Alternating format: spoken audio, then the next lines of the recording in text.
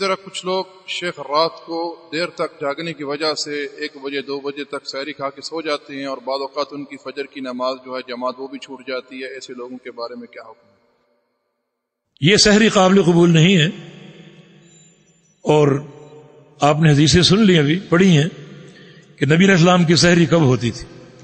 جس کھانے کو سحری کا کھانا کہا گیا ہے وہ صبح صادق سے قبل ہے، جیسا کہ آپ نے حدیث پڑھی کہ نبی علیہ السلام کی سحری اور آپ کی نماز کے درمیان 50 آیتیں پڑھنے کا فاصلہ ہوتا تھا، تو وہ سحری مقبول ہے۔